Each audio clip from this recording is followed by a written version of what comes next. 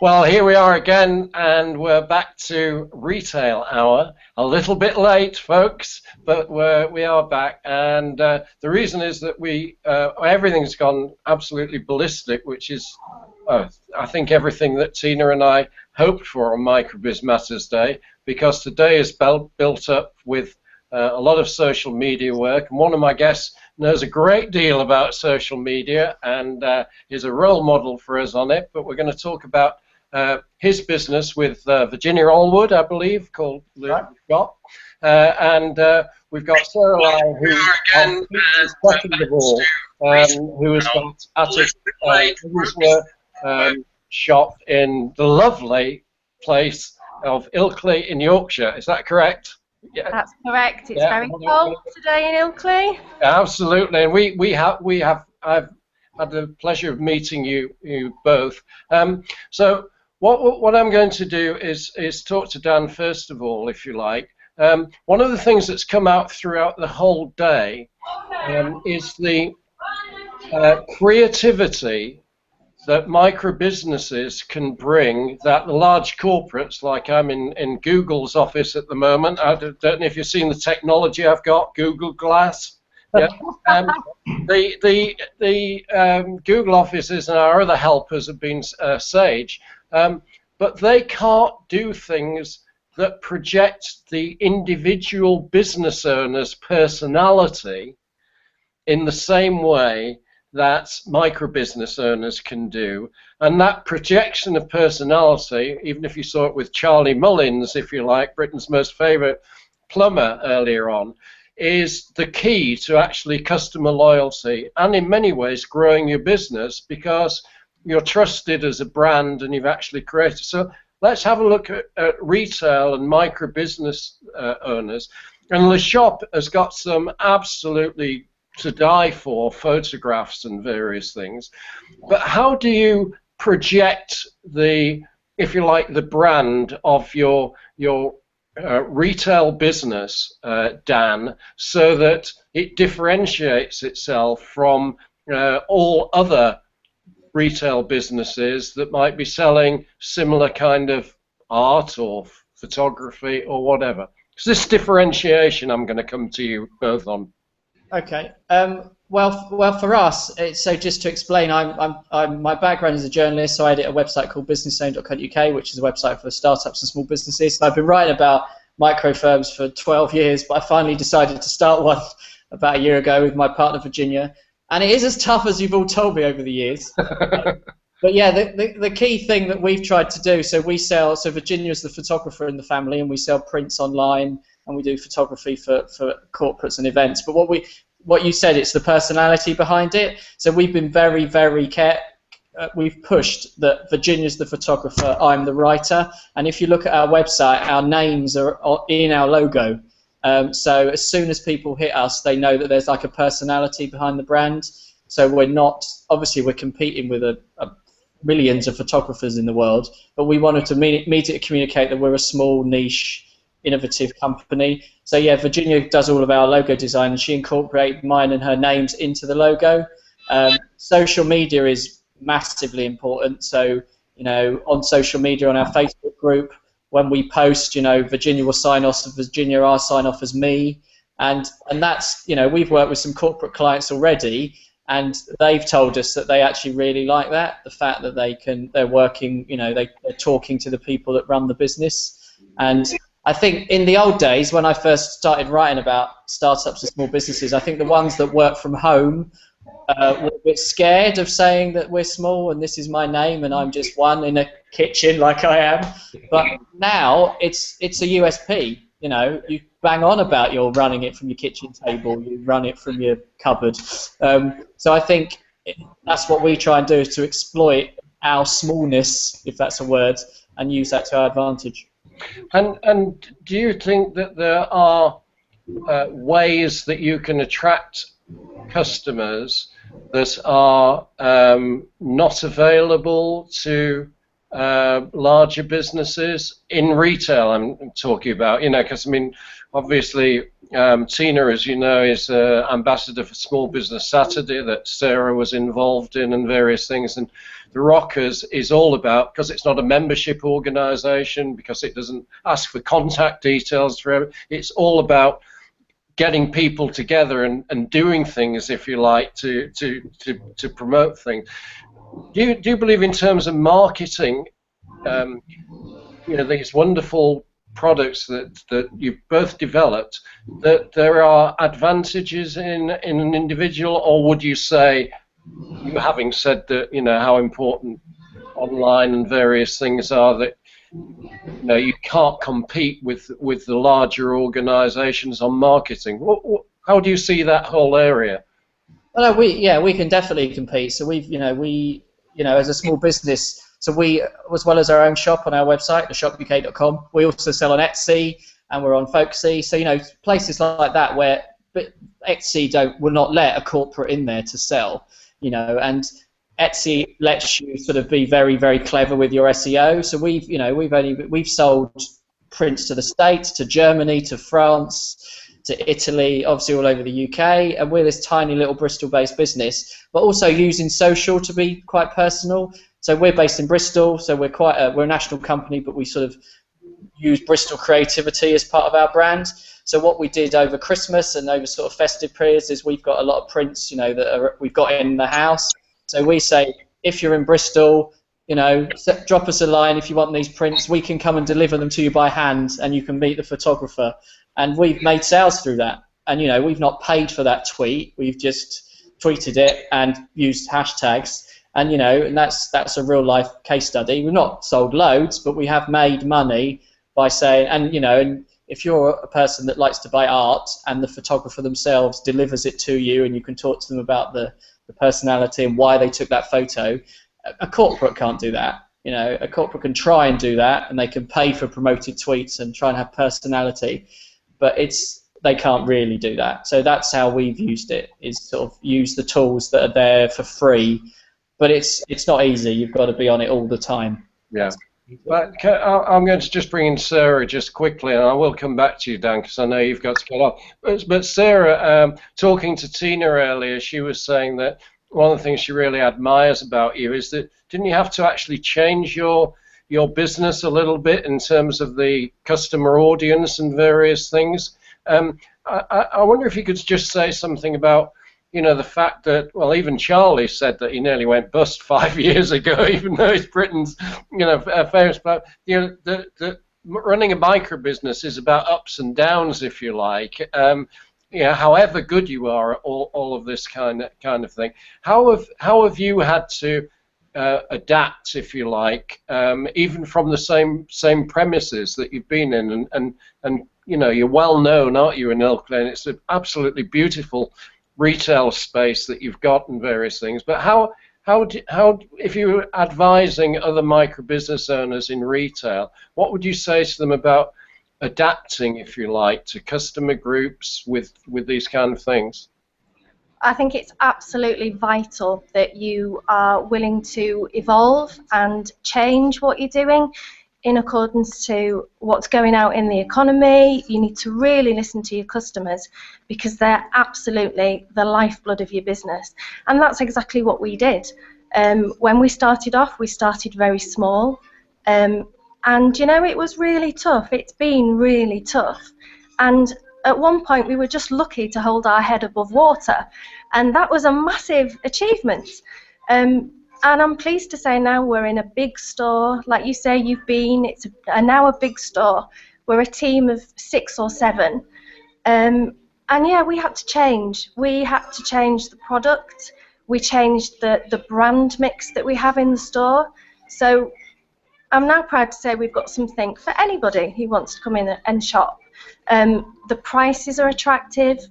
It's something that's not readily available in every store. We buy product that's exclusive, but the price is right. And that has really helped with my foot flow in the store. So I would definitely say you've got to be willing to change. You've got to look at new ideas and way to manage your business. But just like Dan, there are loads of free tools out there that you can use, that you can really take advantage of as a small business. And a lot of it is just having the time. I guess, to do that. And we're all very time poor, and that's a good cue into our 9 minutes, Dan. I mean, can I just ask you 2 questions before I know you have to go? But first one would be, what tips for somebody running a business that has got the skill set that you've got? So you've got the content skill set and you've got the photography skill set. And there will be lots of different niches and mixes in that. I mean, it's like one of the things that's been absolutely brilliant about Micro Business Masters Day is that they realise in Food and Drink Hour that you can have a cake company, but it'd be totally different from another cake company. There's absolutely no comparison. There's this wonderful variety. So if you had the skills of content and photography, what would be your tip to a micro biz owner to succeed? It's just getting as much advice as you can, and I know what this whole thing is about, but I think a lot of small businesses, particularly ones that work from home on their own, sit there in their kitchens or their cupboards thinking, there's absolutely no help out there. And I know it's a cliche, and people always say turn to social media, but it's amazing the amount of help there is out there. And you know, I run a forum as well as Business Zone called UK Business Forums, and it's amazing someone will come on that and start a thread and say, I am just overwhelmed, I don't know what to do, I'm not making any money, and you know, 40 comments later they would have got all this free advice, because small business owners want to help each other. You know, even we're a photography company, and we have other photographers in Bristol liking our stuff on Facebook and sharing our images and saying what a great photo. So don't be scared of your competitors, because we're all in it together. And you know, if you can join forces and compete for the same customers, you know, that's a more powerful thing, which is I know what this day's all about. So I think the key thing is to don't let it get on top of you. You know, don't think you're on your own. And as this day shows, you can get so much advice for free. Great. And my last question is, what do you think that you could offer on Microbiz Matters Day, Dan, in 9 minutes that could help other business? Apart from, you know, we are very grateful for you joining us today, and it's been absolutely fantastic. And I know, I mean, Business Zone is very important to everything we do as well. I mean, we only post 2 or 3 blogs a year on it, but they do seem to be read by incredible readerships, which is testament to how you've created Business Zone as well. But what could you do in 9 minutes on Microbiz Matters Day to help people? Well, I should say, Tony, you were the most popular blogger on Business Zone of 2014, so I'll point that out. So it's my day job as a journalist, so I'm happy to give as much free PR to innovative micro businesses as want it. So I'm always looking out for innovative small companies that want coverage, that want to be heard. Obviously, I regularly interview the big famous people, such as Charlie that you've had on today, but you know, Charlie's been there and done it, but ultimately it's the smaller guys down the other end that need the help. So I'm happy for anyone watching this, any micro businesses taking part in this, anyone interested, email me at Business Zone, editor@businesszone.co.uk, and I'm happy to profile and big up as many micro businesses in 9 minutes as I can. Oh, fantastic. Dan, thank you very much. I know you've got to go, and I'm sorry that we got behind with all the different interviews and media stuff that was going on, but as a journalist you'll understand that what kind of happens to the pressures of your time. But thank you ever so much indeed. Really appreciate it. Good luck with the shop and the business, and we'll talk again soon. Thank you very much, Dan. Yeah, good luck, everyone. Cheers. Cheers. Bye, Bye. Dan. Bye. So Sarah, thank you as well for staying on now. I'm really interested in the fact that Tina also mentioned to me that your business, you use social media a lot, as I've seen, and it works well for you. I think you've just said that, but you don't do any online sales, is that right? No, we don't have an online shop at the moment. I think I can quite confidently say over a quarter of our sales a week can come from social media. Wow. Yeah. That's incredible. We can post. That's great. Well done, you. That's fantastic. Post a new line to Facebook, and instantly the messages come in. Can I have it? What sizes is it in? Or the door will open and our customers are through the door wanting the product that they've seen. And of course, Facebook is really visual, so that's a great tool for us. But we use every single platform. That is excellent news, and that would be quite inspiring to a lot of people, I think, because we had a number of people earlier on in the day that were talking about the fact that they, what can I call it? They didn't develop their own platforms, etc., because they found as well that they could do an awful lot more by, well, I suppose the word is piggybacking on other kind of things out there, really, and they would get to a very small audience, whereas social media gets them to a massive audience, doesn't it? So, absolutely. Yeah. So maybe some of that involved. What are your plans as a retail business now, and how do you see the future for other people out there that have got retail businesses? Well, do you know, I think things are looking really good at the minute, and I think people want to be part of this smaller community rather than the big, large corporate stores. Something that Dan was talking about earlier, putting your personality into your business. I really feel that you can walk into my shop and you will see our personality, and we can even do that. That's how we use social media as well. I too will sign off a post from Sarah or hashtag #AtItGirls. It's fantastic, and people really want to get on board with that. But I think it's really good, and I think it's really fashionable to shop indie.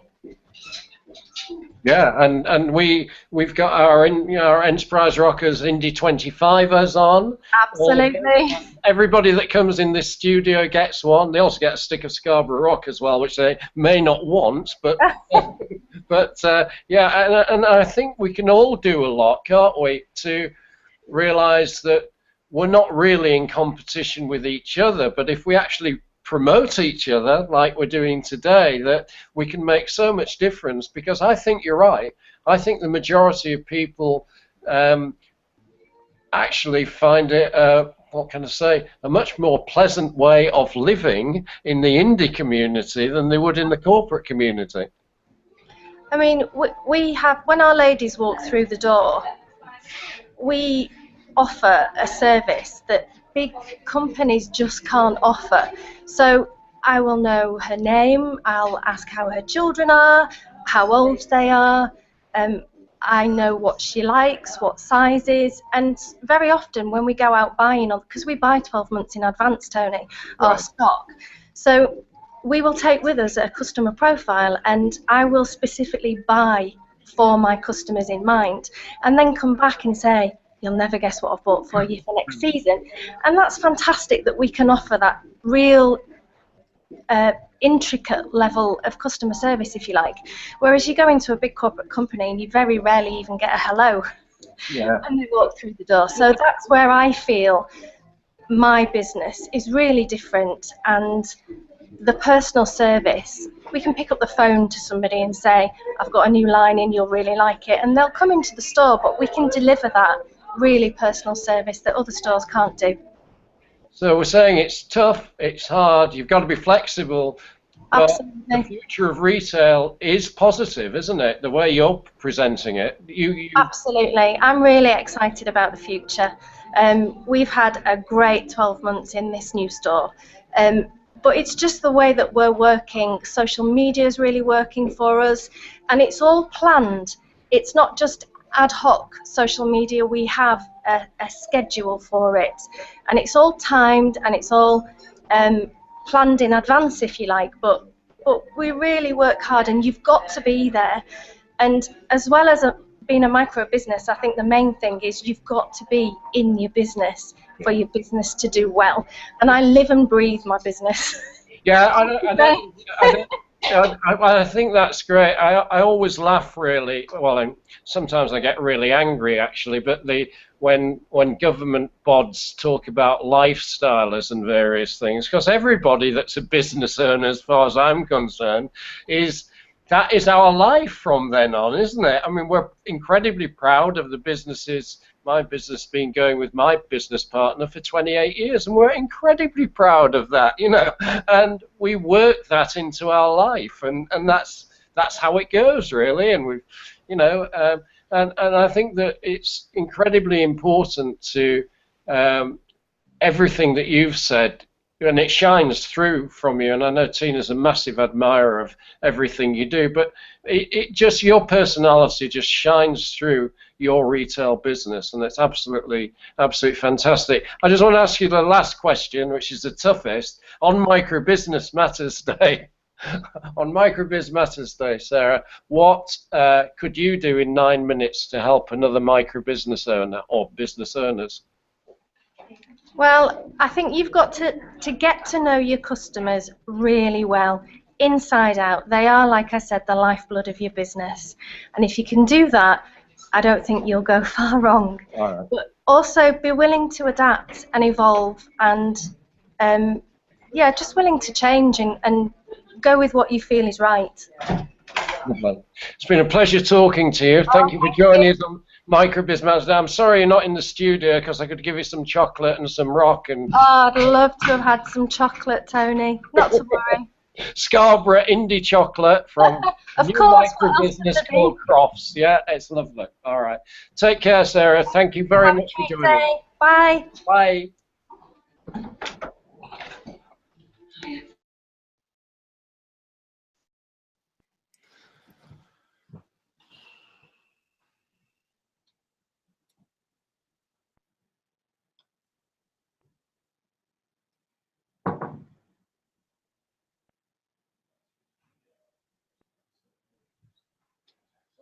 Yeah, great. Thank you. Well done.